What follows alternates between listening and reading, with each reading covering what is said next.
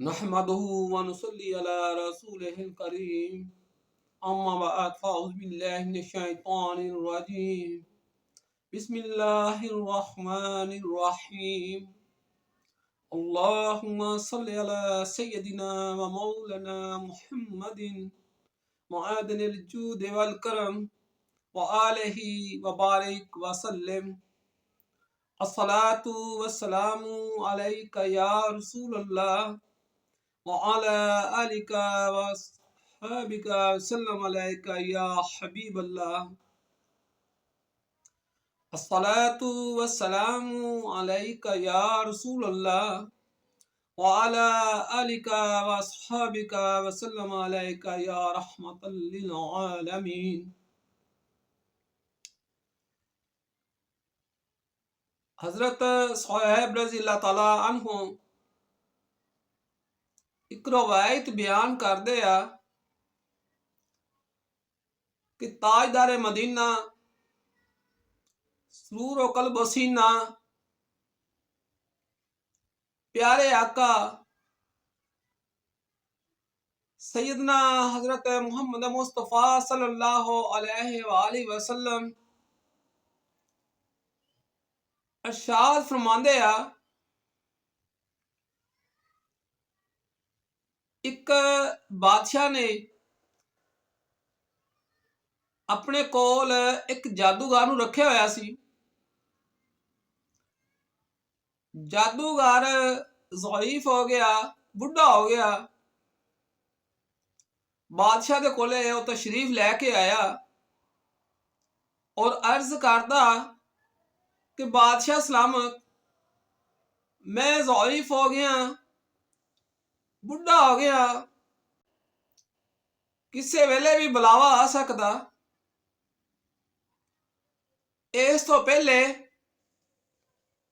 कि मैं ये दुनिया छड़ जावां, कोई ऐसा बंदोबस्त करो, कोई ऐसा शागिर्द मैनू दे दियो कि जिन्हों मैं जादू सिखला दवां। बादशाह ने गल सुनी और एक लड़के का एहतमाम किया।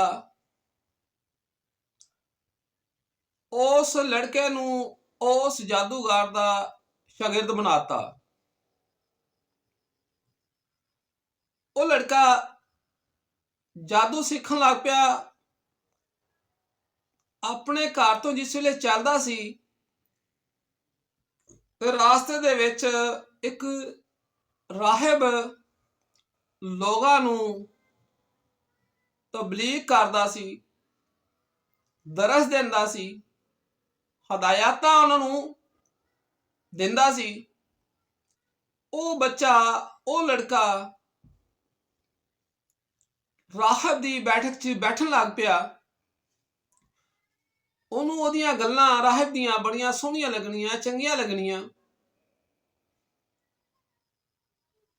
जिस वेले उन्हें जादूगर दे कोल जाना तो टाइम ज्यादा हो जाना, तो जादूगर ने नाराजगी का इजहार करना, गुस्से का इजहार करना, तो उस लड़के नू सजा देनी, मारना कुटना मामूल बन गया। वो लड़का मार तो तंग आ गया। आके एक दिन राहिब नू कहंदा कि भी मेरी किसी तरीके मदद करो, मैं इस मामले दे विच बड़ा डाढ़ा फसिया।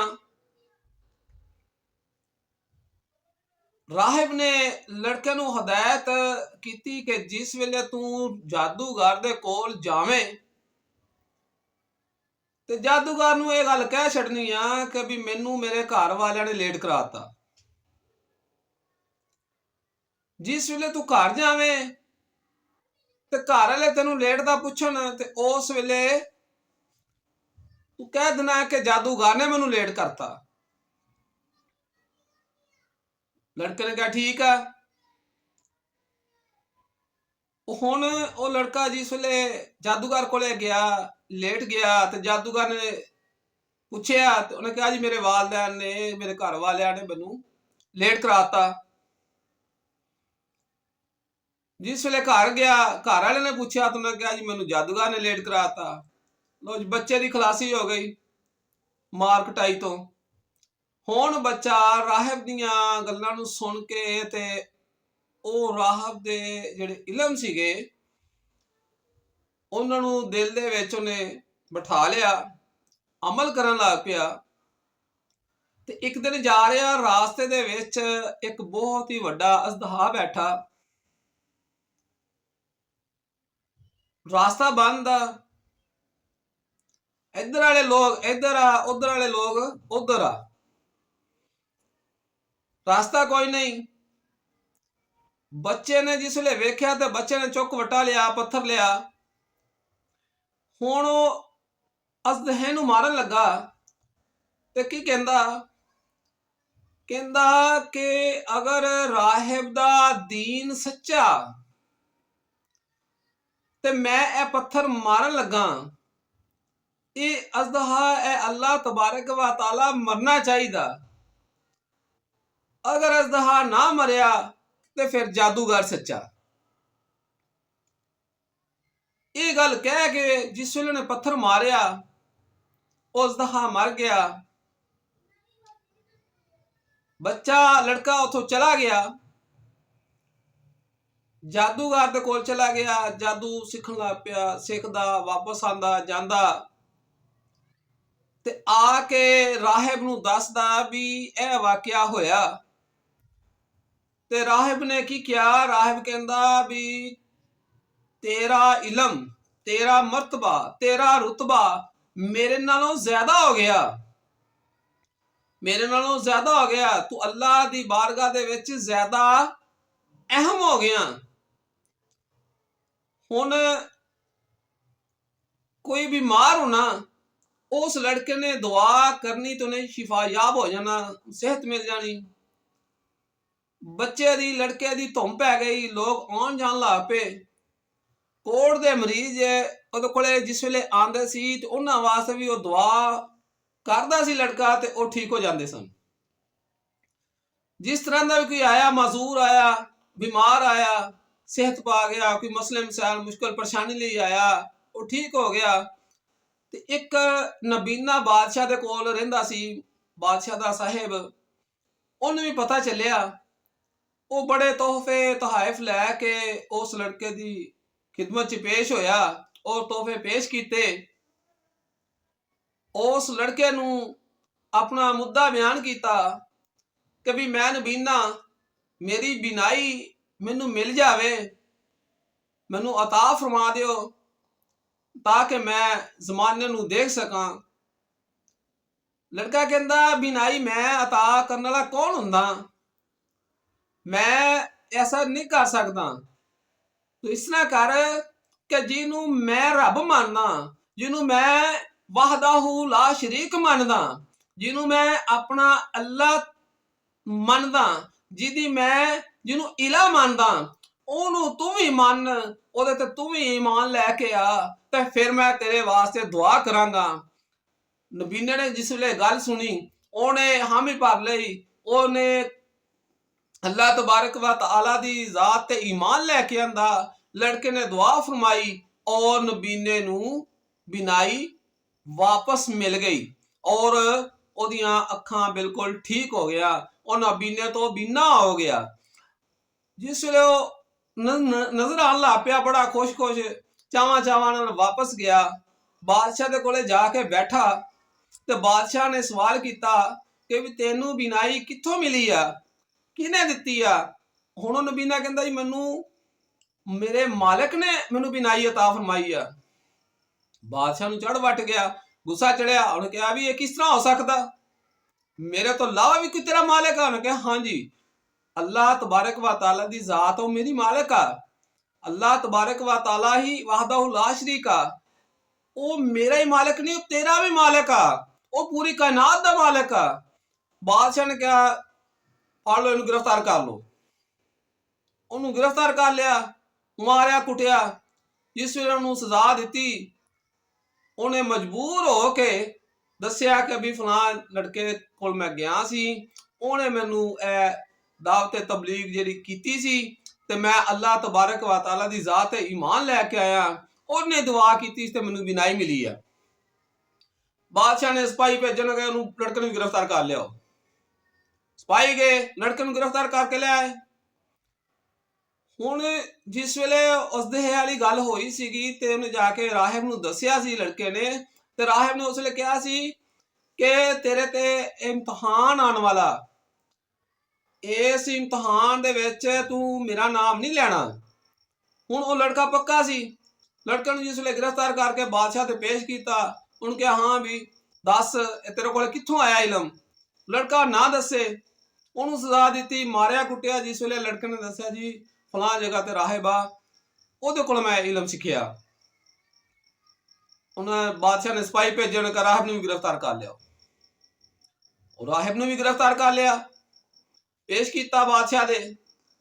ਹੁਣ ਬਾਦਸ਼ਾਹ ਨੂੰ ਕਹਿੰਦਾ ਰਾਹਿਬ ਨੂੰ, ਹਾਂ ਵੀ ਕਿਸ ਤਰ੍ਹਾਂ। ਉਹਨੇ ਕਿਹਾ ਜੀ ਬਿਲਕੁਲ ਅੱਲਾ ਦੀ ਜ਼ਾਤ ਆ, ਉਹ ਵਾਹਦਾ ਲਾ ਸ਼ਰੀਕ ਆ। ਉਸ ਨਾਲ ਪਹਿਲੇ ਨਬੀ ਨੇ ਉਹਨਾਂ ਨੇ ਕਿਹਾ ਇੱਧਰ ਆਣਾ, ਤੂੰ ਦੱਸ ਹੁਣ ਤੇਰਾ ਕੀ ਇਲਾਜ ਕਰੀਏ, ਇਸ ਦੀਨ ਨੂੰ ਤੂੰ ਛੱਡਦਾ ਕਿ ਨਹੀਂ ਛੱਡਦਾ, ਮਾਲਕ ਤੇ ਮੈਂ ਆ। ਉਹਨੇ ਕਿਹਾ ਜੀ ਜੋ ਮਰਜ਼ੀ ਮੇਰੇ ਨਾਲ ਕਰ ਲਓ, ਮੈਂ ਇਸ ਦੀਨ ਨੂੰ ਨਹੀਂ ਛੱਡਣਾ, ਅੱਲਾ ਦੀ ਜ਼ਾਤ ਹੀ ਵਾਹਦਾ ਲਾ ਸ਼ਰੀਕ ਆ। ਬਾਦਸ਼ਾਹ ਨੇ ਆਰਾ ਮੰਗਾਇਆ, ਆਰਾ ਮੰਗਾ ਕੇ ਫਿਰ ਨਬੀ ਨੇ ਨੂੰ ਮੌਕਾ ਦਿੱਤਾ ਕਿ ਤੂੰ ਇਸ ਦੀਨ ਤੋਂ ਬਦਲ ਜਾ। ਉਹਨੇ ਕਿਹਾ ਨਹੀਂ ਐਸਾ ਨਹੀਂ ਹੋ ਸਕਦਾ, ਮੈਨੂੰ ਜੋ ਮਰਜ਼ੀ ਕਰ ਲਾ। ਬਾਦਸ਼ਾਹ ਨੇ ਉਸ ਨਬੀਨੇ ਨੂੰ ਰਾਹਿਬ ਦੇ ਸਾਹਮਣੇ, ਉਸ ਲੜਕੇ ਦੇ ਸਾਹਮਣੇ ਚੀਰ ਦਿੱਤਾ। ਚੀਰਨ ਤੋਂ ਬਾਅਦ ਫਿਰ ਉਸ ਰਾਹਿਬ ਨੂੰ ਕਿਹਾ ਹਾਂ ਬਈ। ਉਹਨੇ ਕਿਹਾ ਨਹੀਂ ਜੀ ਅੱਲਾ ਦੀ ਜ਼ਾਤ ਹੀ ਜੋ ਕੁਛ ਹੈ, ਸਭ ਕੁਛ ਅੱਲਾ ਦੀ ਜ਼ਾਤ ਹੀ ਆ। ਠੀਕ ਆ, ਉਹਨੇ ਕਿਹਾ ਇਹਨੂੰ ਵੀ ਚੀਰ ਦਿਓ। ਰਾਹਿਬ ਨੂੰ ਵੀ ਚੀਰਤਾ ਗਿਆ। ਹੁਣ ਪਿੱਛੇ ਉਹ ਲੜਕਾ ਰਹਿ ਗਿਆ। ਲੜਕੇ ਨੂੰ ਕਹਿੰਦਾ ਬਾਦਸ਼ਾਹ ਵੀ ਹਾਂ ਵੀ। ਉਹਨੇ ਕਿਹਾ ਨਹੀਂ ਜੀ ਐਸਾ ਨਹੀਂ ਹੋ ਸਕਦਾ। ਉਹਨੇ ਆਪਣੇ ਸਿਪਾਹੀਆਂ ਨੂੰ ਕਿਹਾ ਉਹਨੂੰ ਲੈ ਜਾਓ, ਪਹਾੜ ਤੇ ਲੈ ਜਾਓ, ਪਹਾੜ ਤੱਕ ਲੈ ਜਾਓ, ਪਹਾੜ ਤੋਂ ਲਿਜਾ ਕੇ ਉਹਨੂੰ ਧੱਕਾ ਮਾਰੋ, ਥੱਲੇ ਸੁੱਟ ਦਿਓ, ਆਪ ਹੀ ਉੱਥੇ ਖਤਮ ਹੋ ਜਾਏਗਾ। ਲੇਕਿਨ ਅਗਰ ਇਹ ਆਪਣੇ ਦੀਨ ਤੋਂ ਫਿਰ ਜਾਵੇ ਤੇ ਫਿਰ ਇਹਨੂੰ ਕੁਛ ਨਹੀਂ ਕਹਿਣਾ, ਇਹਨੂੰ ਵਾਪਸ ਲਿਆਉਣਾ। ਸਿਪਾਹੀ ਲੈ ਗਏ। ਜਿਸ ਵੇਲੇ ਚੋਟੀ ਤੇ ਗਏ ਆ ਤੇ ਲੜਕੇ ਨੇ ਦੁਆ ਕੀਤੀ ਕਿ ਅੱਲਾ ਇਸ ਪਰੇਸ਼ਾਨੀ ਤੋਂ ਮੈਨੂੰ ਮਹਿਫੂਜ਼ ਫਰਮਾ ਔਰ ਇਹਨਾਂ ਦੇ ਸ਼ਰ ਤੋਂ ਮੈਨੂੰ ਮਹਿਫੂਜ਼ ਫਰਮਾ ਜਿਹੜੇ ਮੇਰੇ ਨਾਲ ਆਏ ਨੇ। ਪਹਾੜ ਜੁੰਬਸ਼ ਲਈ, ਪਹਾੜ ਹਿੱਲਿਆ। ਜਿਸ ਵੇਲੇ ਹਿੱਲਿਆ ਸਾਰੇ ਦੇ ਸਾਰੇ ਸਿਪਾਹੀ ਉਹ ਗਰਕ ਹੋ ਗਏ, ਤਬਾਹ ਹੋ ਗਏ, ਉੱਥੇ ਮਰ ਗਏ। ਲੜਕਾ ਜਿੰਦਾ ਬਚ ਗਿਆ। ਫਿਰ ਆਇਆ ਬਾਦਸ਼ਾਹ ਦੇ ਕੋਲੇ। ਬਾਦਸ਼ਾਹ ਨੂੰ ਆ ਕੇ ਜਿਸ ਨੇ ਮਿਲਿਆ ਤੇ ਬਾਦਸ਼ਾਹ ਨੇ ਕਿਹਾ ਤੇਰੇ ਨਾਲ ਦੇ ਕਿੱਥੇ। ਉਹਨਾਂ ਕਿਹਾ ਜੀ ਇਹ ਗੱਲ ਹੋਈ। ਬਾਦਸ਼ਾਹ ਨੇ ਕਿਹਾ ਅੱਛਾ ਕਰ ਲੈਂਦੇ ਆ ਤੇਰਾ ਇਲਾਜ। ਸਿਪਾਹੀ ਬੁਲਾਣ ਕੇ ਲੈ ਜਾਏ ਉਹਨੂੰ ਦਰਿਆ ਦੇ ਵਿੱਚ, ਸਮੁੰਦਰ ਦੇ ਵਿੱਚ। ਇਸ ਦਰਿਆ ਦੇ ਵਿੱਚ ਜਾਓ ਤੇ ਉਹਨੂੰ ਧੱਕਾ ਮਾਰਨਾ, ਪਾਣੀ ਦੇ ਵਿੱਚ ਸੁੱਟ ਦੇਣਾ। ਲੈ ਗਏ ਉਹ ਦਰਿਆ ਦੇ ਵਿੱਚ। ਜਿਸ ਵੇਲੇ ਗਏ ਹੱਥ ਵਿੱਚ ਕਾਰ ਤੇ ਬੱਚੇ ਨੇ ਫੇਰ ਦੁਆ ਕੀਤੀ ਕਿ ਅੱਲਾ ਇਹਨਾਂ ਦੇ ਸ਼ਰ ਤੋਂ ਮੈਨੂੰ ਬਚਾ, ਇਹਨਾਂ ਨੂੰ ਤਬਾਹ ਫਰਮਾ। ਕਸ਼ਤੀ ਉਲਟੀ ਆ, ਉਲਟ ਕੇ ਵਿੱਚ ਸਾਰੇ ਵਿੱਚ ਤੇ ਬੱਚਾ ਲੜਕਾ ਉਹ ਬਚ ਗਿਆ। ਲੜਕਾ ਜਿਸ ਵੇਲੇ ਬਚ ਗਿਆ ਵਾਪਸ ਆ ਗਿਆ ਬਾਦਸ਼ਾਹ ਦੇ ਕੋਲੇ। ਫੇਰ ਬਾਦਸ਼ਾਹ ਨੂੰ ਬੜਾ ਗੁੱਸਾ ਚੜਿਆ। ਉਹਨੇ ਕਿਹਾ ਵੀ ਹੁਣ, ਉਹਨੇ ਕਿਹਾ ਬਾਦਸ਼ਾਹ ਸਲਾਮ ਜੋ ਮਰਜ਼ੀ ਕਰ ਲਾ, ਮੈਂ ਏਦਾਂ ਨਹੀਂ ਮਰਨਾ। ਜੇ ਤੂੰ ਮੈਨੂੰ ਕਤਲ ਕਰਨਾ ਹੀ ਆ ਤੇ ਫਿਰ ਤੈਨੂੰ ਤਰੀਕਾ ਮੈਂ ਦੱਸਦਾ, ਉਸ ਤਰੀਕੇ ਨਾਲ ਤੂੰ ਮੈਨੂੰ ਕਤਲ ਕਰ। ਬਾਦਸ਼ਾਹ ਨੇ ਕਿਹਾ ਦੱਸ। ਉਹਨੇ ਦੱਸਿਆ ਵੀ ਮੈਨੂੰ ਲੈ ਜਾ, ਲੋਕਾਂ ਸਾਰਿਆਂ ਨੂੰ ਇਕੱਠਿਆਂ ਕਰ ਲਿਆ ਇੱਕ ਮੈਦਾਨ 'ਚ, ਮੈਨੂੰ ਬੰਨ ਲਈ, ਮੇਰੇ ਤੁਰਕਸ਼ ਦੇ ਵਿੱਚੋਂ ਤੀਰ ਕੱਢ ਕੇ ਤੇ ਇਹ ਉੱਚੀ ਆਵਾਜ਼ ਦੇ ਵਿੱਚ ਸਾਰੇ ਲੋਕ ਜਿੰਨੇ ਵੀ ਉੱਥੇ ਇਕੱਠੇ ਹੋਣਗੇ ਸਾਰੇ ਸੁਣ ਲੈਣ। ਇਹ ਗੱਲ ਕਹਿਣੀ ਆ ਕਿ ਵੀ ਇਸ ਲੜਕੇ ਦੇ ਮਾਲਕ ਅੱਲਾ ਦਾ ਨਾਮ ਲੈ ਕੇ ਮੈਂ ਇਹ ਤੀਰ ਨੂੰ ਮਾਰਿਆ ਤੇ ਇਹਦੀ ਜਾਨ ਜਿਹੜੀ ਉਹ ਨਿਕਲ ਜਾਏ। ਜਿਸ ਵੇਲੇ ਇਹ ਗੱਲ ਕਵੇਂਗਾ ਤੇ ਫਿਰ ਮੈਂ ਕਤਲ ਹੋਵਾਂਗਾ, ਫਿਰ ਮੈਂ ਇਸ ਦੁਨੀਆ ਨੂੰ ਛੱਡਾਂਗਾ, ਵਰਨਾ ਨਹੀਂ। ਬਾਦਸ਼ਾਹ ਨੇ ਦੀ ਗੱਲ ਸੁਣੀ, ਲੋਕਾਂ ਨੂੰ ਇਕੱਠਿਆਂ ਕਰ ਲਿਆ ਮੈਦਾਨ ਦੇ ਵਿੱਚ। ਇਕੱਠਿਆਂ ਕਰਕੇ ਉਹ ਤੁਰਕਸ਼ ਉਹਨੂੰ ਬੰਨ ਲਿਆ, ਬੰਨ ਕੇ ਤੁਰਕਸ਼ ਤੀਰ ਕੱਢ ਕੇ ਉਹਨੂੰ ਤੀਰ ਜਿਸ ਵੇਲੇ ਇਹ ਗੱਲ ਕਹਿ ਕੇ ਮਾਰੀ, ਤੀਰ ਮਾਰਿਆ ਤੇ ਉਹ ਬੱਚੇ ਨੂੰ ਜਾ ਕੇ ਲੱਗਾ ਔਰ ਬੱਚਾ ਦੁਨੀਆ ਜਹਾਨ ਨੂੰ, ਇਸ ਫਾਨੀ ਨੂੰ ਛੱਡ ਕੇ ਖਾਲਕੇ ਹਕੀਕੀ ਨੂੰ ਜਾ ਮਿਲਿਆ। ਤੇ ਲੋਕ ਉਸੇ ਵੇਲੇ ਪੁਕਾਰ ਉੱਠੇ ਕਿ ਬਾਦਸ਼ਾਹ ਸਲਾਮਤ, ਤੂੰ ਝੂਠਾ, ਤੇਰਾ ਦੀਨ ਝੂਠਾ, ਤੇਰੇ ਮਾਮਲਾਤ ਝੂਠੇ, ਬੱਚੇ ਦਾ ਮਾਲਕ ਸੱਚਾ, ਰੱਬ ਸੱਚਾ, ਅੱਲਾ ਦੀ ਜ਼ਾਤ ਵਾਹਦਾ ਲਾ ਸ਼ਰੀਕਾ। ਅਸੀਂ ਜਿਹੜਾ ਬੱਚੇ ਦਾ ਰੱਬ ਆ, ਮਾਲਕ ਆ, ਉਹਦੇ ਤੇ ਅਸੀਂ ਇਮਾਨ ਲੈ ਕੇ ਆਏ। ਬਾਦਸ਼ਾਹ ਨੂੰ ਮੂੰਹ ਦੀ ਪੈ ਗਈ। ਬਾਦਸ਼ਾਹ ਵੇਖੇ ਹੁਣ ਹੇਠਾਂ ਤਾਂ ਮੇਰੇ ਨਾਲ ਬੀਤੀ ਕੀ ਆ, ਲੇਕਿਨ ਬਾਦਸ਼ਾਹ ਬੜਾ ਜ਼ਾਲਮ ਸੀਗਾ, ਉਹਨੂੰ ਉਸ ਗੱਲ ਤੇ ਬਣਾ ਰਿਹਾ। ਉਹਨੇ ਕਿਹਾ ਰਾਸਤਿਆਂ ਦੇ ਇਰਦ ਗਿਰਦ ਖੰਦਕ ਖੋਦੋ। ਸਿਪਾਹੀਆਂ ਨੂੰ ਹੁਕਮ ਦਿੱਤਾ, ਖੰਦਕ ਖੋਦ ਲਈ ਗਈ। ਉਹਨੇ ਕਿਹਾ ਅੱਗ ਜਲਾਓ। ਅੱਗ ਜਲਾਤੀ ਗਈ।